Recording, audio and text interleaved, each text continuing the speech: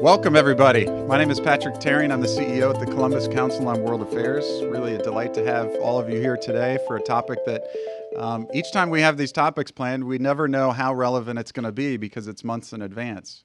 But as we look at the trade going on between the U.S. and Europe and the refugee crisis happening in Europe and beyond, we see that today's topic is more important than ever because it brings together the two largest trading blocs in the world, the U.S. and the EU, and also a refugee crisis that we're hearing all about in the news.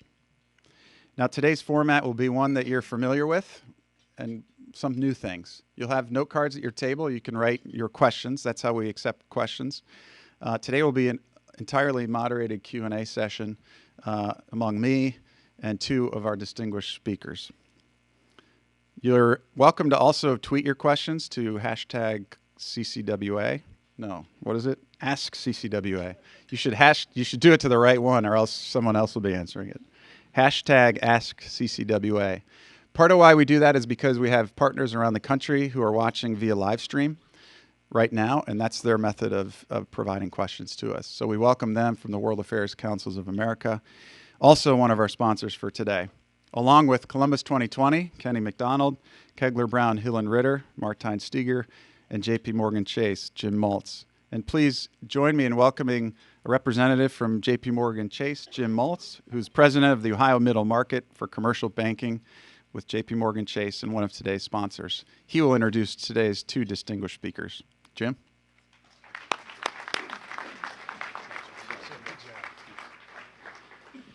You know, I was first asked to make a few comments, and I'm like, man, I really don't know too much about my Dutch language. I'm going to try to get through this, and I hope I don't butcher it. So Martijn and Klaus, bear with me, okay? Anyway, thank you all for joining us today. This is a great day. I appreciate you being here and all that, and thank you. Yeah. So we all have these issues, but really, Patrick, thank you, and it's good to see Kenny McDonald, my good friend, doing great work at Columbus 2020, and of course the folks at Kegler, Brown, Hill and Ritter. Martijn, thank you. Our firm, I think we talked earlier, we touch in so many different ways. It's been a great partnership in so many different facets, not only here locally but also around the globe. So thank you. We operate in 60 different countries, but we serve clients in over 100. And I got to tell you, what better way for us to see a perfect lens into what is happening around the globe in terms of economic development and growth. And we think that presents us a unique opportunity to kind of bring some best practices and ideas and issues back here at home to get our folks here at home, our companies doing more business overseas in the way of exports and growing their revenue streams and creating jobs here in Ohio.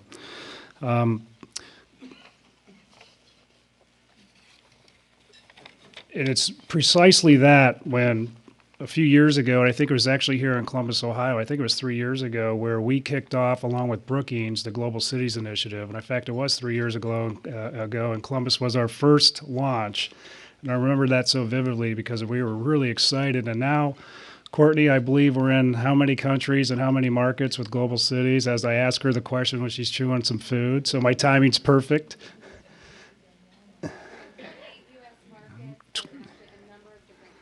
Great. 28 U.S. markets and several countries. So it's really, really kicked off great for us, exceeded our expectations. And I know Kenny here at home has done a great job with all the follow-up requests and issues and disciplines around making sure the program works. This year, we're proud to make a $300,000 grant to Columbus 2020. So, Kenny, I don't know what you did with the money, but I'm glad you're here. To support the integration of the global trade and investment strategy, Columbus Global Connect, into the Columbus region's economic growth strategy. Part of that strategy is helping make the region and its economic development professionals more globally competent. With this grant, professionals from around the region have gone through the Columbus Council on World Affairs, global competency training, and still more will be trained the balance of this year, and certainly more will be trained next year. It's wonderful to see the Columbus Council provide an important tool to ensure our region's professionals get the most out of this and become the most competent and competitive that they can be. So it's a great, great program, and that's why we support it wholeheartedly and will continue to do so. As Patrick mentioned, I am honored to be here today to introduce today's two distinguished speakers and panelists. Our first panelist is Mr. Klaus van der Tempel, Consul General for the Kingdom of the Netherlands. Did I get that right so far? Okay, great. Consul General van der Tempel is based in Chicago. I understand you drove in yesterday from Chicago. Beautiful drive, I hope. Excellent, excellent.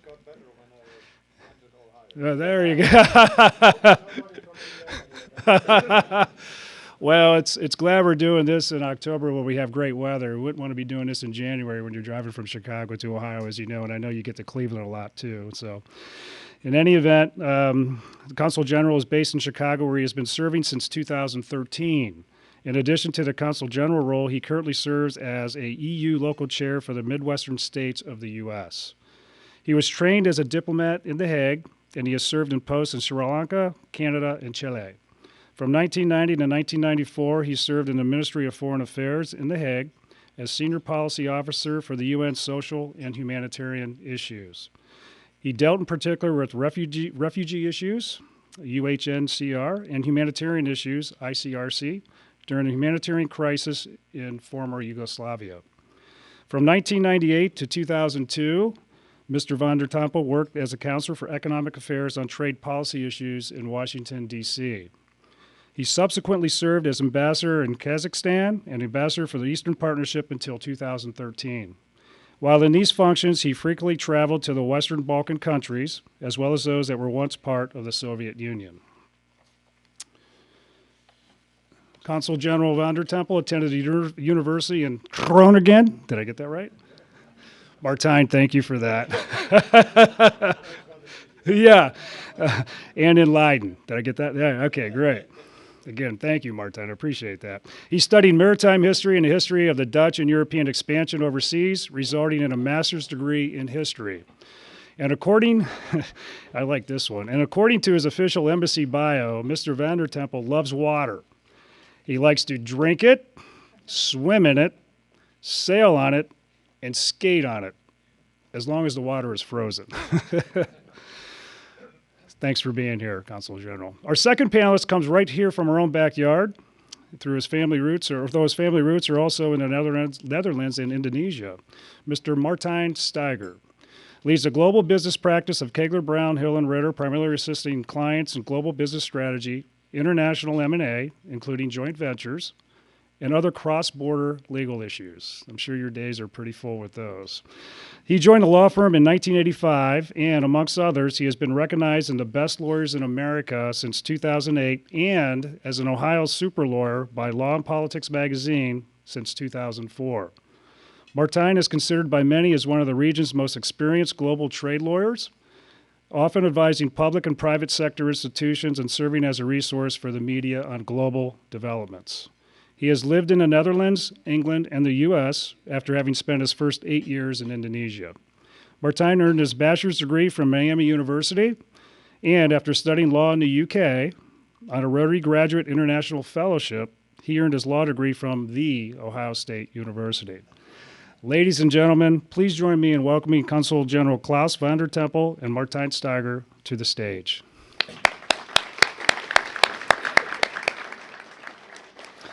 Patrick, thank you. Thanks for your work. Yeah,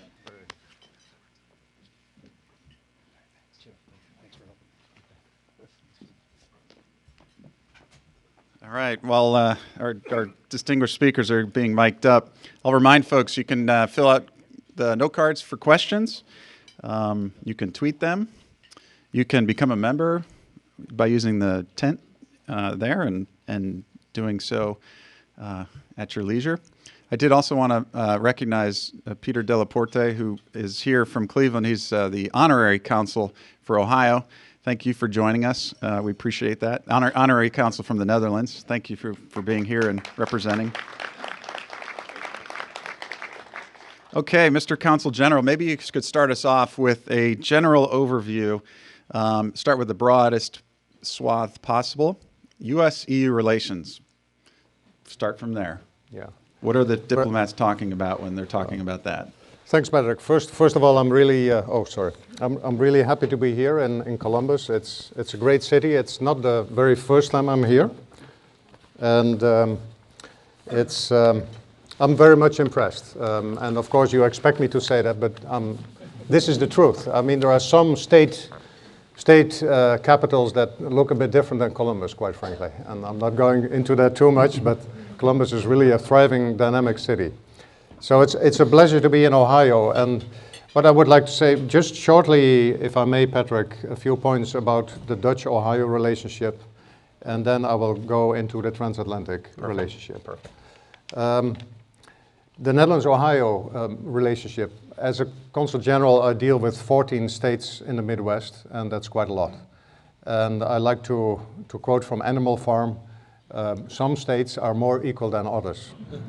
And Ohio is definitely one of those, and I've been in Ohio many times, very many times in the home base of our honorary consul in Cleveland, and but Columbus is definitely going to be a dynamic part of my visits too. And we have actually, in terms of trade, the Dutch have just opened a shipping line between Cleveland and Europe. It's called the Cleveland-Europe Express, and that's a direct, and I think the only container shipping line directly between Ohio and the European Union. And that's a first, and I know that the CEO is very enthusiastic about it and expects growth there in terms of trade by Ohio companies and Dutch companies that want to deal with each other. And we've heard of your love of water, so I'm sure you're extra supportive. Well, there you go. Even in the cold weather. That's one of them. Yes, definitely. If there is shipping involved, I'm there. We have got about 40 companies, Dutch companies based in the state of Ohio. I named Philips, AkzoNobel. They're doing fine. Tata Steel is actually, though you don't expect it, it is a Dutch-based company. And we have been delivering steel to Ohio for 40 years already. So there's a long-standing relationship, and we try to work on that constantly. So I don't feel a stranger here. That's what I wanted to say. Now I'll take off my Dutch hat, and I'll put on my European hat. That's new to me because I've only been a local co-chair since the 1st of July this year, but I will do this for a year long. Now I do this on behalf of Luxembourg, and next year I will do that on behalf of my own country. We have this rotating presidency, as you may know. Well, Patrick, you asked about the EU Transatlantic Relationship. It's definitely the most important in the world. We're talking about a relationship that is based on values that we share: democracy, market economy, the rule of law. I think you've got the most important things there. And we're both, on both sides of the ocean, we're used to that, to live under the rule of law and in a democracy. But once you've lived in a country where that's not the case, you understand the difference very quickly. It's a trade-based relationship. We are responsible jointly for half of trade in the world. And if we talk about the Transatlantic Trade and Investment Partnership, which is now under negotiation, we're talking about the biggest free trade agreement in the world. And it's not just about taking down tariffs, it's about standards, health, automotive standards, environmental, labor. It's a very, I would like to call it a deep and comprehensive free trade agreement. And Mr. Consul General, This is the TTIP that we hear about? That's right. Okay, yeah. Great. Thank you. Yeah, that's a TTIP, exactly. That's the acronym.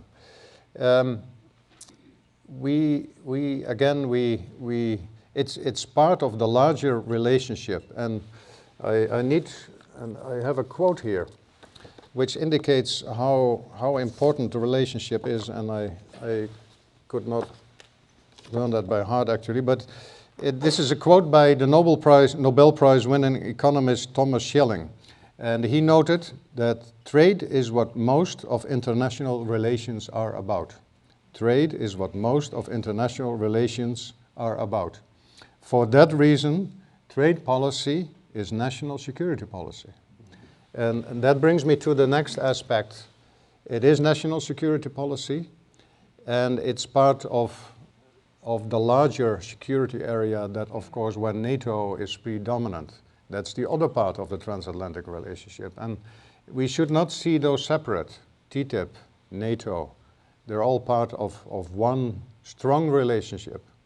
And in the case of TTIP, there is also a geopolitical aspect to it.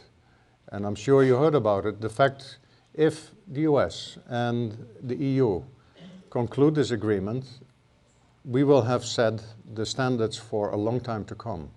World trade standards, standards on labor, on environment, on health, and they will become international standards. And of course, there are other emerging countries that at times may have different thoughts about standards, and that's okay. But of course, we would like to have the standards which we are using and which we know, again, are based on democratic principles and respect for the individual. And I want to stress that you understand that this is more than just, or well, maybe that's not even the right word, but it's more than a trade agreement, what we're negotiating now between the US and the European Union. Good, thank you. Yeah. We'll delve more into that here with the Q&A. Martijn, you know, you sit here in Columbus, Ohio, and look at Europe and the rest of the world and see opportunity. And you know, what should we as Central Ohioans be thinking about when we think about U.S.-EU relations from our vantage point? Can you give us some context for that? Certainly, Patrick. Thank you. It's a real pleasure to be here. I consider the Columbus Council on World Affairs kind of a second home, and it's such an honor, Consul General, for you to be with us. Patrick, to echo the Consul General, I think of TTIP as an economic NATO. It is that blunt, I think. Now, that's not to say that we don't have massive trade relations already. What we're talking about is taking it to a higher level. And I do have a few statistics, and I didn't commit them to memory, so I'll also make reference here. But in terms of what global trade, let me start at the global level, then I'll move it, step it down. But in terms of global trade, the Columbus Council on World Affairs, along with some of its partners, did a study recently in current exports of goods and services from our Columbus region supports about 55,000 jobs in our region. So that's pretty dramatic. And that means that if it's not supporting your job, it's supporting the job of someone sitting at your table, of your neighbors. It's absolutely vital, I think, to our economy. And then if we look at the transatlantic level, U.S. transatlantic, according to the Transatlantic Business Council, and I'll just do a few statistics and then the rest of it is, we're not going to necessarily talk numbers, but the transatlantic economy generates $5.5 trillion in total commercial sales each year. Companies on both sides of the Atlantic engaged in trade employ about 15 million workers. And that's really, those are dramatic numbers. The European investment in Ohio as a whole supports about 134,000 jobs. This is according to the Bureau of Economic Analysis. And in 2013, Europe purchased about $10 billion in goods from Ohio. So what does that mean for Central Ohio? Well, some of our major exports are motor vehicles, motor vehicle parts, aerospace-related products, chemicals, resins, and so on. And Europe is our primary market for many of those products. Not all of them, of course. We've got Canada as well, China, India, other countries. But as the Consul General said, our two regions account for 50% of global trade. So these are dramatic. And then to bring it down to a micro level, with TTIP, some of what's being negotiated, and here's another acronym, TTB, Technical Trade Barriers. As the Consul General said, it's not all about tariffs. We think about tariffs in a headline basis, but actually Europe working together with the US has already done a lot of tariff reduction. The hard work now is reducing technical barriers. And on a micro level, what does that mean? That means our companies here that are in the apparel market, and we have major companies here in that market, labeling requirements are a technical trade barrier. And if we can reduce those, we can reduce the cost of the products that we're shipping. Motor vehicle standards. I don't remember offhand the number, but it's a very large number, the amount of value in each car, in the cost of each car that is caused by differential motor vehicle standards across borders. And one of the aims of TTIP is to negotiate, if not the same standard, if we cannot necessarily agree on exactly the same standard for whatever reason, let's at least get mutual recognition so that an automaker or a producer of any of the goods that your companies represent in this room can sell those goods across borders because it's been decided that the standards to which you manufacture are the functional equivalent of the standards to which companies manufacturing in Europe have done. So those are technical trade barriers, and it's a key part of TTIP negotiations right now. So let me get this straight. So if I'm Honda and I'm making cars here in the Columbus area, and I'm exporting around the world, there may be a restriction. It may be one car with one type of parts going to France, and that same car, but you got to have two or three. You got to have windshield wipers that are this length, and you got going to Germany. And those are the kind of technical differentials that are being addressed in TTIP. Yeah, those are the TTBs that are being dealt with by the negotiators. The TTBs and the TTIP, not to be confused with TTAP, which is a vaccination, or DTAP. It's of course not between Germany and France, but between the European Union as a whole and the United States standards. So if we mutually recognize the standards for windshield wipers, that's the idea. So that, for example, Ford produces them here, and they will immediately also be accepted in the European Union and the other way around. That's the whole idea of mutual recognition, or taking the same standards. So because the standards are already harmonized within between Europe? The member states, yes. Ah, good. Yeah. That's yeah. helpful. Otherwise, it would become very complicated. Right. Well, as we put our heads back into Europe and we think about I see a lot of benefits from the U.S. side. And I'm sure there's the same benefits in Europe. Is there anyone that doesn't think TTIP is a good idea? I'll start with you. Well, I'll be the last to say that, but you know, just give me one positive. Martijn already gave some good examples what we could do. I see a table there of Abbott Nutrition. Abbott is a very appreciated partner of us. They're very much present in the Netherlands. And actually, when we had a big trade delegation with the King and Queen who visited Chicago in June, one part of the delegation, I seem to remember, visited Abbott. So, but for example, pharmaceuticals in general, I mean, inspections, regulations in both the US and the EU are at the highest level, and there's really no big difference between them. But still, right now, since we don't recognize each other's standards, inspectors from the US are going to the European Union to check the plants there, whether they're following American regulations and the other way around. Just imagine how much that costs and how much that adds to the cost of the product. And it's really not that necessary unless the Abbott table has a different opinion about that. So that's a good example. Now, whether it's good or not good, of course, I already indicated it's much more than about trade, about tariffs. And that's good, and it should be done, and it is what Martijn says. It's bringing the trade relationship, which is already the biggest in the world, to a next level. It also means that it's going to be more complicated, exactly because we're talking about standards. And we're talking about health standards, our environmental standards, labor standards. And so there is definitely in the European Union, there's quite a debate in some of the member states more than in others, whether it's going to be a race to the bottom when we harmonize standards, for example, on health. So there is a perception with the public that this free trade agreement might lead indeed to the lowest common denominator on health or environment.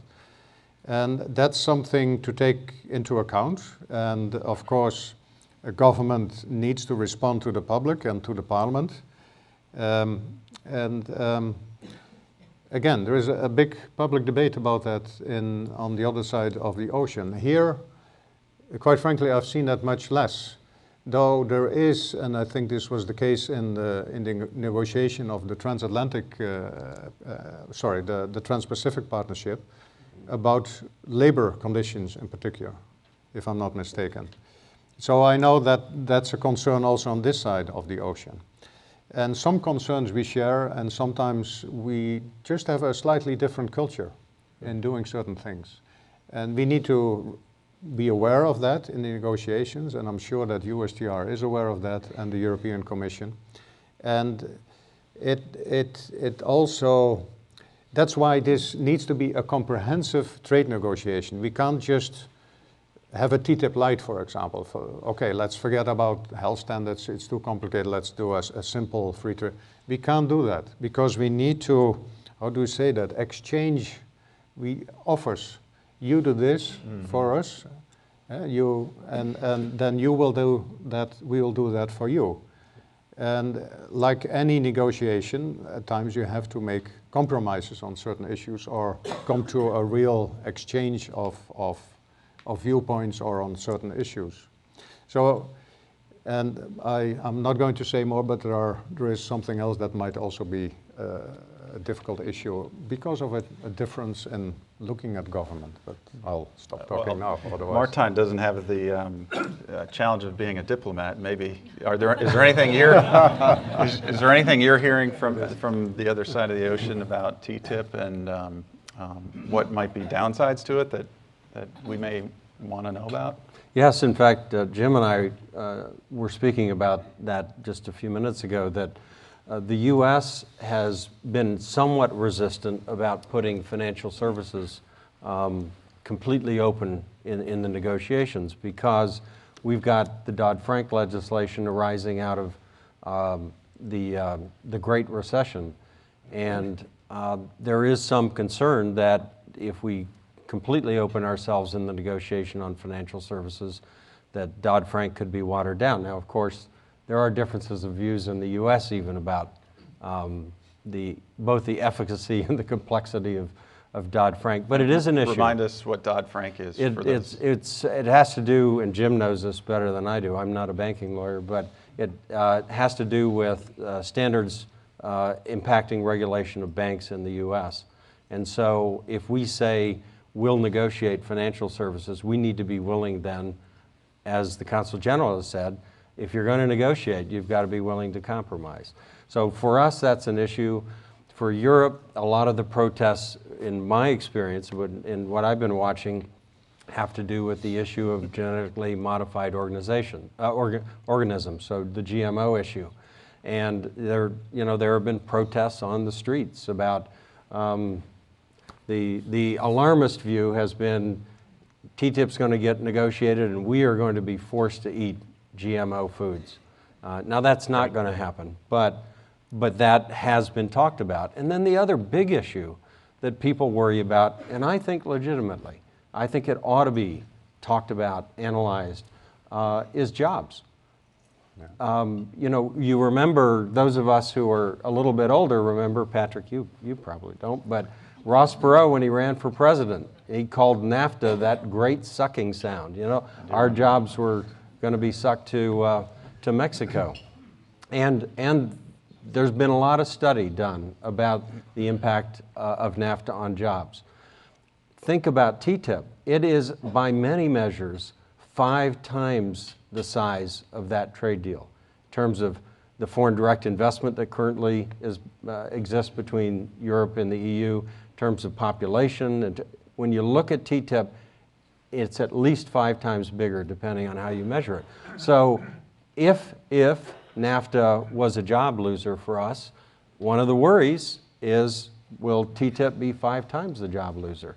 I think it's much more nuanced than that, but we need to be talking about that. Now, you may have noticed, and I'll just finish with this point, you may have noticed that when I was quoting statistics a few minutes ago, I was talking about historical numbers, not projected numbers.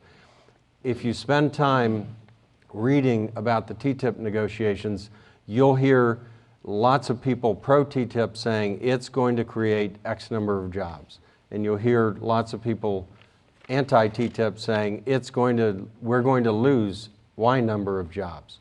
My view is that discussion has to take place, but I think it's premature. The treaty is still being negotiated. We're probably a year away from being at the point where we are with the TPP right now, where we've got a negotiated deal and now it goes through the legislative process. So we can't be calculating now how many jobs are going to be gained and how many jobs are going to be lost. We should be doing that kind of analysis once the deal is firmer, once we're closer to a signed deal, because we do need to think about that.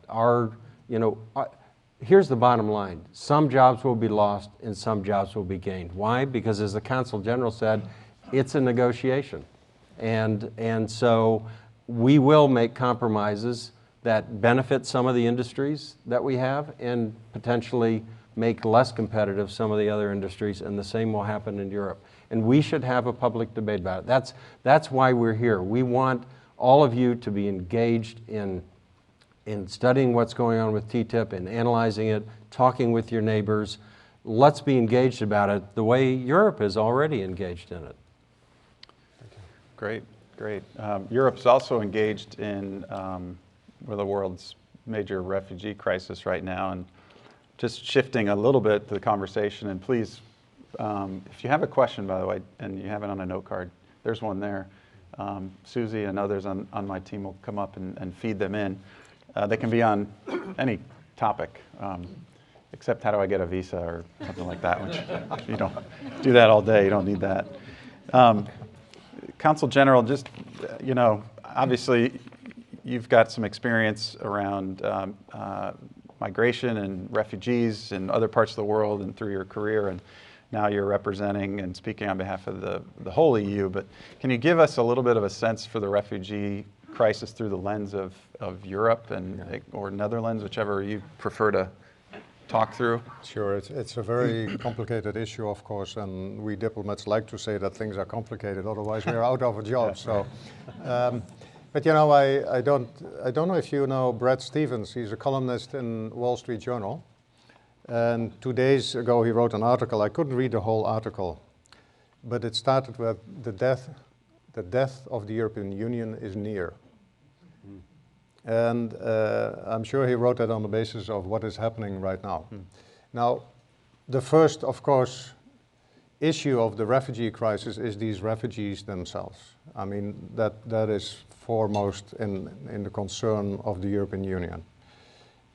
Second, it also proves that the European Union is not complete yet, because the intake and, of course, the entry into the European Union is to some extent, and certainly on asylum seekers, is still a national issue. And that's what we see right now. And the European Union has 2 challenges. One is how to deal with the enormous influx that we have right now at the borders, and it is enormous. If you imagine that Germany has said that they are prepared to take almost 1 million refugees this year. That would mean, if you translate that in the context of the United States, it would mean that now, at this point, that this year, the United States would expect 4 million refugees at its border. You can imagine that even in a well-organized union as the United States, that there would be some chaos and some questions being asked. So it is a major issue, and we're trying, and that's in particular the European Commission and the 28 member states are trying to work with that. And one of the things we've done, and which is really something new, is decide on a quota for every member state. Now, there have been 3 member states who were against that. But most of the member states have said yes. The Netherlands will, for example, take in 10,000. That doesn't look like a lot, but our country is twice the size of New Jersey, and we are already the most densely populated country in the world. So 10,000 is a lot, and it adds to the 50,000 we already receive every year. Actually, 10,000 is what exactly the number that the US might let in this year, of Syrians in particular. So I'm crunching these numbers to give you an idea of what's happening there. It is big. It has led to unpleasant situations too. If you want to know about that, some of the things that were said by some European leaders, while understanding the problem they're in, and I'm particularly thinking of Hungary, we understand that while they've built a wall and that looks very nasty, but on the other hand, I know that within the Union there is some understanding that they are bearing the brunt of this influx in a very short time. And that's much to ask of any country. The only thing is that some things have been said by the Hungarian leadership, which we think that he didn't say on behalf of the European Union, definitely not. I could talk on and on about okay. this. Maybe There's Martijn, much to it, yeah. you know, there's your family began in, well, a couple of places, but it went through from the Netherlands and through Indonesia and to Ohio, and so you know some things about moving and why people move, and perhaps some of the economic drivers for that. Is there a link between the refugee crisis and economic growth and prosperity? Do you see that? Well, I think there is, and you know, our own experience, obviously, in my family's history of migration, very different than what's happening in the refugee crisis. In fact, one thing to keep in mind as you hear this debate, there's a difference in concept between migrants and refugees, and there are some arguments out there about what the differences are, but primarily migrants is that term is a reference to economic, moving for economic reasons, and refugee is more on the side of moving for political reasons as a result of strife or civil war or persecution. And so we might, Consul General, if you're comfortable with those terms, using them in that way, we might think of that. So to the extent that my family was moving around, we were more migrants. We were economic migrants, but even in that case, the people who are coming into Europe for more economic reasons, they're coming under conditions that I have no personal experience with. But there is a connection still, I think, from my perspective here. I think there's a connection on 2 levels. One is, I think what's happening now between the Middle Eastern refugees coming into Europe, what's happening is there's both a push, there's you know, the civil strife, the civil war, the persecution that's happening in Syria and other countries in the Middle East is certainly a push for the refugees to be coming to Europe. But there's also a pull. They're choosing to come to Europe, a prosperous part of the world. And in fact, what I'm hearing, at least in Consul General, you'll have better insight into this, is that they're often, not always, but often saying where they want to go. Yeah. Germany, the Netherlands, Sweden. They're picking the countries within the EU that are the most economically developed. So there is certainly a tie. There's an economic aspect, maybe not the primary driver, but an economic aspect to this issue. And then if we flip it, look at it from another perspective, Germany, for example, if there were no in-migration, no migration to Germany, based on their birth rates, I think it's by 2050, someone check me on the statistic, I think by 2050, Germany's labor force, their pool of available labor would decrease by 30%. And right now they have roughly a 5% unemployment rate. That's a serious issue. And so it can be an advantage to Germany. This is a humanitarian crisis and it has to be dealt with on humanitarian terms in my view. But there certainly can be an economic strategy in terms of helping the refugees come in, educational services, recognition of career certifications, educational levels, those kinds of things. There are things that countries in Europe can do, just like we do, and are doing, Europe is doing this, to help the refugees become productive residents at least, and maybe eventually citizens of their countries. And to your point about refugees, I know the report that's available in the back about our local refugee community demonstrated a long-term economic benefit to the economy of having a rich refugee population. Let's get to some questions here from the audience. Unless, did you want to get right back to that issue? Or? Martijn is completely right. There is a close relationship. Now, the refugees from the Middle East, in particular Syrians, they're definitely political asylum seekers, and according to the Refugee Convention of 1951. So, in that sense, they've got, well, unfortunately, the highest status, and that's a political refugee.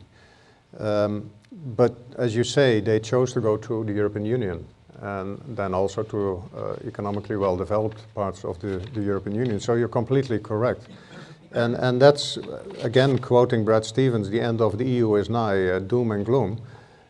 People are not going to Russia or to the United Arab Emirates or to Saudi Arabia, and these are Syrians and they're Muslims, but they want to go to Europe. And if you compare that to 70 years ago, the mess Europe was in after the Second World War and what we saw happening during the Second World War, then I completely disagree with what Brad Stevens writes about the European Union. It's near to its end. That's a bit alarmist, quite frankly. Let's say, it does not really contribute to the understanding of the situation in the European Union right now. And you told me, no, was it you who told me, or one of the colleagues one of the chairman of your company, who is here, by the way. Mike. Yeah. Yes. He told me that he'd been in Greece, and of course everybody was reading about the Eurozone crisis, and if you read the media, then, I mean, all these Greek islands were already sinking in the Aegean Sea, if you read it. But when you're there, I mean, Greeks are living, they have a difficult time, but things are going on. It's not that there is a kind of a war raging in Greece. So again, there is perception in the media, and there is the story behind what the media will tell you, and that's why this is a great occasion. Well, here's a question that's related. There seems to be a belief that the refugee crisis is a European problem. Do you think that's a fair assumption, and should the U.S. be doing more to help? That's a good question. No, it's first of all a regional problem. And at the end of the day, of course, it's a global problem. If you see what's happening in Syria with Mr. Putin now putting his foot in, you got the pun? Putin putting his foot in. Just thought of that, by the way. You won't believe that, but. And if you see all the parties that will have to play a role there, and that is Russia, quite frankly, it is Iran. It is Turkey, it is Lebanon, Jordan, these are all players. This is a global issue. And that's, of course, we like to see the US involved. And I know this is a very delicate issue. And I'm not going to say that I know all the ins and outs of it. But definitely, whatever the United States can do to fix the problem in Syria, that would be a great thing, and I'm sure that the EU would gladly cooperate with the United States on that. Actually, there are already several member states have air forces flying there. I think we have a couple of F-16s flying in Iraq in the fight against ISIS. So we are already there, but that's one thing. The second thing is that actually the European Union and the US are already the biggest fund donors for refugee camps in the region itself, in Turkey and Jordan and Lebanon. That should be even more increased. The EU is doing that, and we hope that the US will also actually add to its funding of UNHCR and other organizations, NGOs, who help the refugees locally, because that's where the problem started. And then finally, as I said, these refugees, these asylum seekers are not fleeing to Saudi Arabia or the United Arab Emirates. Well, these are of course, Muslim countries. There are Arab nations. There is there are organizations, Arab multilateral organizations. It would be great if the US could help in encouraging these countries to send, indeed, funds to support by sending funds to the region and help the governments out in their dealing with the refugee camps, so that the living standards in these refugee camps get improved. So these are, I think, in a short way, the things that US might do. Right, right. I know we as an organization get asked a lot of recent, what can we do to help the issue and help Syrians? And we direct them to some of our local refugee organizations, but also to some of the international organizations doing work there. Why don't we'll go back to this, to TTIP a little bit, and maybe it's you, Martijn, maybe it's you, Consul General. Hillary Clinton recently came out against the TPP. How will a new presidential administration potentially impact TTIP negotiations? Anyone want to take a shot at that? I'd be happy to answer it, but first tell me who's going to be elected, and then. No, I do think, seriously, I do think I would flip it the other way. I don't know that TPP or TTIP will have an impact on the U.S. presidential elections, but I think the elections could have an impact going the other way. So mostly in terms of the process. As the Consul General and I were speaking this morning about it, the TPP is already teed up. It's signed, it's about to be released for debate and discussion and consideration by our Congress. And there's going to be a lot of energy that needs to be devoted by the U.S. Trade Representative to TPP over the next year.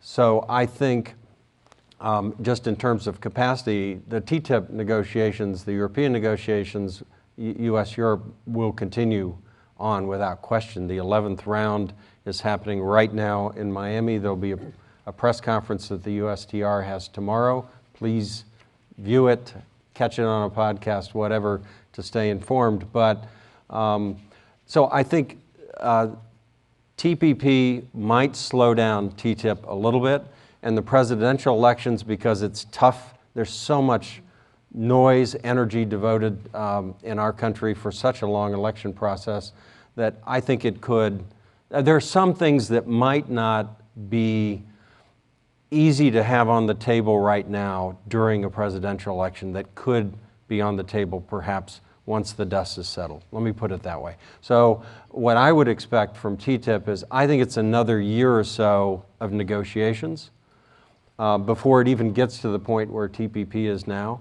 And it might even be longer than that. But my guess is another year of negotiations, and some very difficult issues will probably get negotiated after the presidential election. Got it. Well, Consul General, what? Yeah, well, what do you think I think you're quite right on the timing. It's an intensive process, but and USTR will spend a lot of time on TPP and of course in expecting the fast track procedure, and Congress will say yes or no, right? And that needs some preparation. So we understand that USTR can do only so much. In the meantime, the negotiations will go on. And as you say, actually we've been negotiating since 2013 in 10 rounds. So we're now in 2015. You know, I would never exclude that things will suddenly go faster, but on the other hand, realism is also a good thing. Perhaps I can say something. I just mentioned fast track. I mean, we're really happy that fast track was approved by Congress. I think that accounts for a long-term vision in Congress. And I know there is, of course, a lot of hassle in between that, but definitely that's a long-term vision, because we need that for TTIP too. And somebody, and actually Martijn, it was you who asked me, how is the process in the European Union? And in the meantime, I know a bit more about the answer. So, right. So perhaps because we have a process too. Once the negotiations are concluded and we all agree, then basically the Council will decide on it, the Council of the European Union, and then in the case of the European Union, it will immediately be in action and operation. So that's a slightly different situation. But now I should add to that, of course, you do have the European Parliament and the national parliaments, and they want to have their say. In the case of, that looks very complicated. Just imagine, okay, the European Parliament agrees, they're a bit closer to Brussels, but then you have the Parliament, well, let's say Slovakia. And Slovakia says, no, we don't like this. That may happen, but it can only happen with regard to issues where these countries have sovereignty over. And that's a relatively small part of the negotiation of the package of TTIP. Because it's about trade, and in trade, the European Commission, so the European Union, has a unique mandate. And the member states have given up their sovereignty, in the case of trade, to the European Union. So it's not as complicated as it looks, which I thought. Wow, okay. Yeah. We're going to take one more question, and I'll take it from here. And I think the Consul General and Martijn would probably have a few more minutes if you have some other questions. And we have some more here just to let you have a glimpse of what some of them are. You know, it's about the treaty taking a long time, and will technology advances outpace the treaty process itself? The TTIP confidentiality issue, dual use and TTIP export controlled technology, Russia, Iran, Putin, putting in, that was good. I'm going to try to use that one, that was good, yeah. And let's end with this one. It kind of sets the stage a little differently. What do you think are the ingredients of a world-class city, and how would you compare Columbus from other leading world cities like New York, Chicago, London, and others? Ooh, that's quite a question. If I give the wrong answer, I'll be tarred and feathered and sent out of the city, I'm sure. Well, personally, I like cities like Columbus because they have a lot of dynamism, and they don't have the congestion that Chicago has. When we drove out of Chicago, it took us an hour to get out of, no, actually 2 hours to get out of Chicago.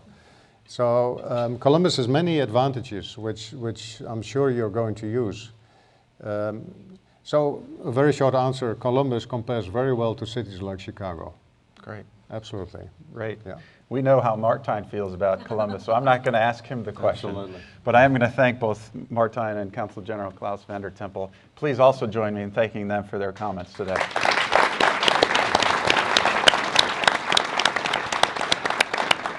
Once again, thank you all for being here today to talk about some important issues in the middle of a day. We are adjourned. Thank you.